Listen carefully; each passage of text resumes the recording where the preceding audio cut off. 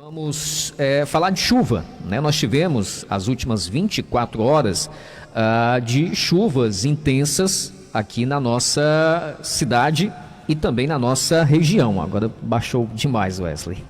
Aqui na nossa região, né? Tanto o município de Itapajé como os demais municípios da nossa região tiveram ontem à tarde, em especial, né, realmente uma tarde de muitas chuvas, E aí, como a gente tem tido realmente chuvas fortes, chuvas intensas, esse período acaba sendo de contabilizar, né, os danos, os transtornos causados. Aqui no município de Itapajé, o centro da nossa cidade ficou totalmente alagado ontem novamente. Era uma situação realmente lamentável de se ver. Vários estabelecimentos comerciais, lojas, farmácias, né, outros estabelecimentos comerciais aqui no centro, no entorno em especial da Praça da Assembleia de Deus, da Rua Manuel Luiz da Rocha, né, sendo invadidos aqui pelas águas, a força das águas.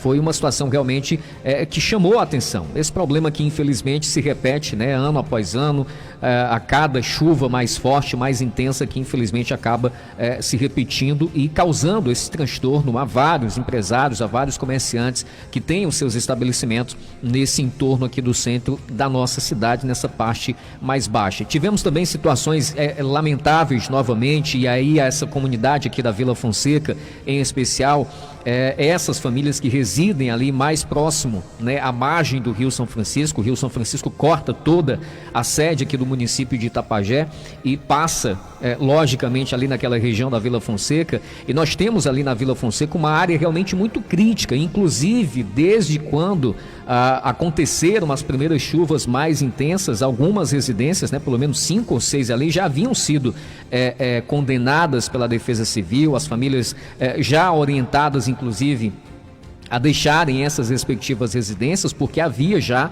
o risco, né, de desabamento, se não total, mas parcialmente, exatamente porque estão essas residências numa área de risco.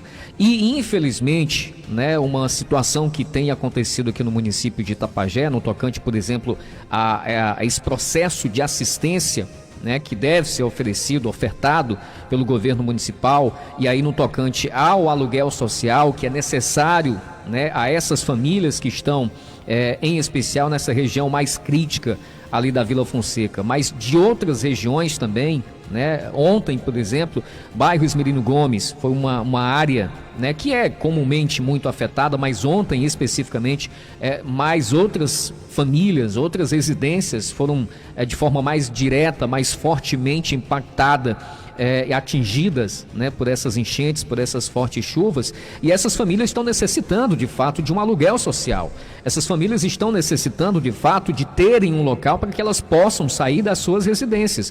Essas famílias da Vila Fonseca, pelo menos as informações, e a gente está inclusive com a nossa equipe de reportagem desde a manhã de hoje em campo, fazendo um levantamento exatamente para que até amanhã a gente conclua aqui esse levantamento, para a gente saber ao certo como é que está se dando aí a atuação, né, do governo municipal, o suporte do governo municipal, a assistência do governo municipal a essas famílias, em especial aquelas que tiveram as suas residências comprometidas, que não estão podendo estar nas suas casas e que só estão, na verdade, por falta de opção, né, como por exemplo em alguns casos aqui na Vila Fonseca. Pelo menos a informação que a gente teve é de que daquelas casas que estavam condenadas, uma família por conta própria saiu, mas o governo municipal parece que tem enfrentado uma certa dificuldade no tocante a conseguir esses aluguéis, essas casas, né, esses locais, para que possa abrigar através do aluguel social essas famílias.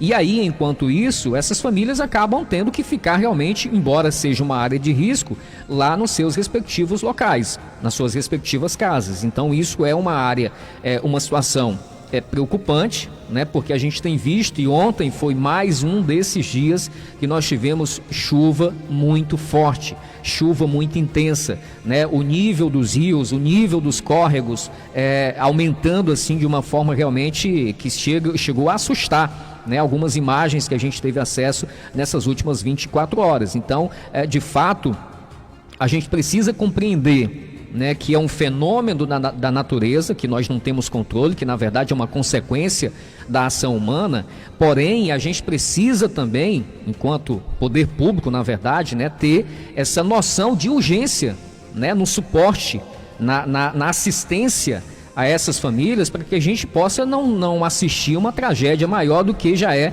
você ver vídeos aqui, receber imagens de casas sendo invadidas, de famílias chorando a perda de vários, né, de seus pertences, de seus bens, por conta dessa situação que tem atingido, que tem assolado aqui. Repito, não é só Itapajé, mas logicamente nós precisamos falar aqui por Itapajé, né, que é a nossa cidade, mas a gente compreende, logicamente, é um fenômeno da natureza, nós não temos controle sobre esse fenômeno da natureza, porque, como eu disse, acaba sendo uma consequência, né, da nossa ação, a ação do ser humano ferindo o meio ambiente. Então é uma reação, esses temporais que estamos realmente presenciando, né, tanto em Itapajé como na maioria dos municípios aqui do estado do Ceará e do país, enfim, como um todo, né? Mas, de fato, se não tiver uma ação mais enérgica, mais efetiva do governo municipal no tocante à assistência a essas pessoas, a gente pode ter, né, situações lamentáveis, mais lamentáveis ainda, aqui no nosso município. Então, nesse caso, por exemplo, da Vila Fonseca, essas famílias já tiveram as residências ali, pelo menos 5 ou 6, comprometidas pela Defesa Civil.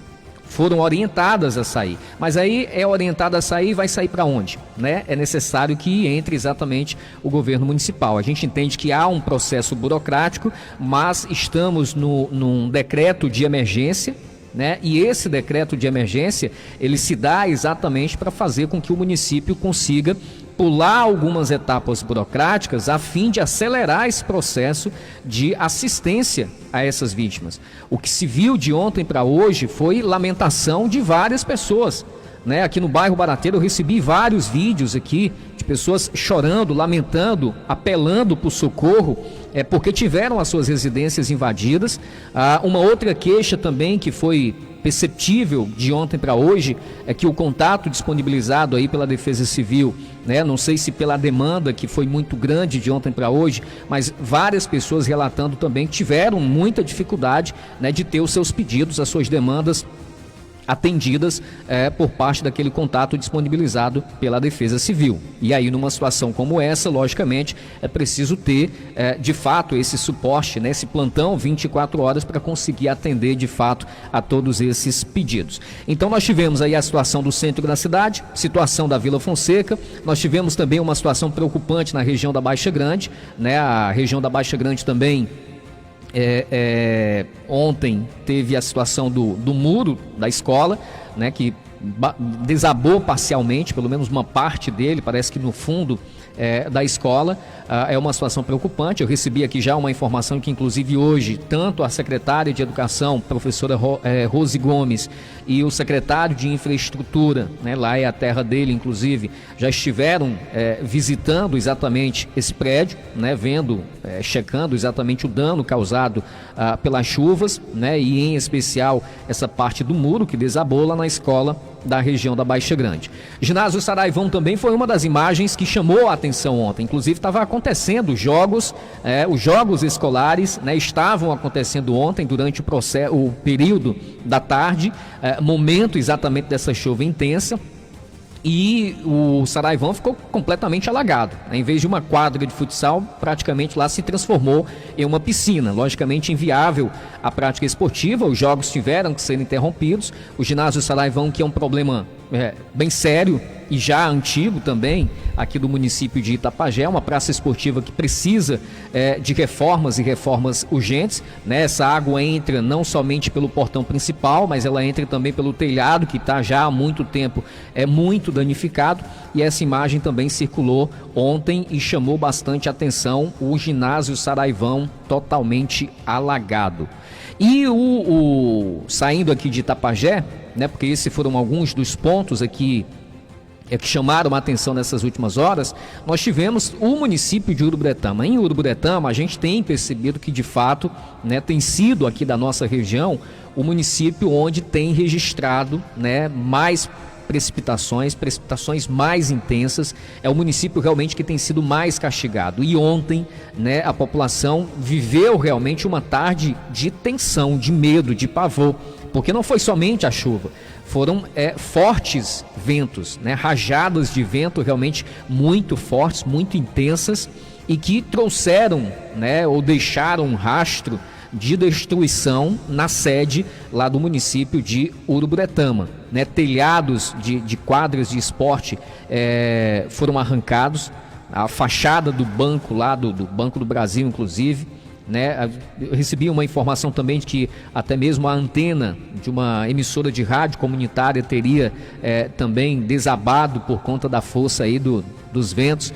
Árvores caíram, casas foram destelhadas, enfim. Então foi um rastro realmente de destruição deixado ontem por esses fortes ventos durante essa chuva na tarde de ontem no município de Uruburetama. Uruburetama que vive ainda aquele processo, na verdade, de reconstrução, né? Porque no início da segunda semana do mês de março, Uruburetama viveu ali realmente um caos, com muitas localidades inclusive ficando ilhadas, isoladas, né, por conta das fortes chuvas. A sede ficou totalmente alagada naquele período, naquela ocasião, foi mais ou menos ali em torno do dia 17, 18 de março, e o município vive ainda um processo de reconstrução mesmo, diante de tantos danos causados aí pelas fortes chuvas. E aí de repente ontem, né, mais uma vez, o município castigado, desta feita não apenas com chuva, mas também com fortes ventos. Então é um registro de uma situação, de um cenário que nós estamos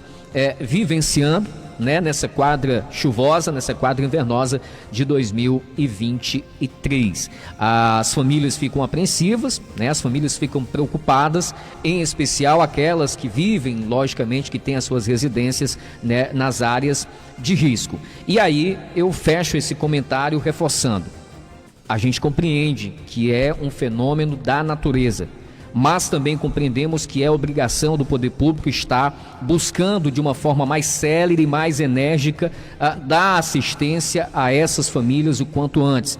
Assistência no tocante à moradia, o aluguel social para essas famílias que estão com as suas residências em áreas de risco, que estão com as suas residências comprometidas, e tem muitas pessoas que estão nessa situação. Então é preciso que o governo municipal busque aí uma alternativa para conseguir driblar essa dificuldade burocrática que está encontrando de não conseguir concretizar esse processo do aluguel social, né? Qual é o problema? Existe, nós já sabemos e entendemos até, né? Porque é necessário aí uma documentação, enfim, nem todo do proprietário tem a devida documentação, mas qual é a alternativa que vai ser encontrada para que essas famílias não continuem nas suas respectivas residências, sendo que essas estão, né, condenadas pela Defesa Civil? Cestas básicas, kit de higiene, tudo isso é preciso que chegue nessas famílias, né? Toda essa assistência do poder público precisa chegar de uma forma mais célere a essas famílias que estão mais diretamente, né, e mais fortemente impactadas, portanto, por essas chuvas, por essas enchentes que têm castigado, portanto, tanto Itapajé como também os municípios da nossa região.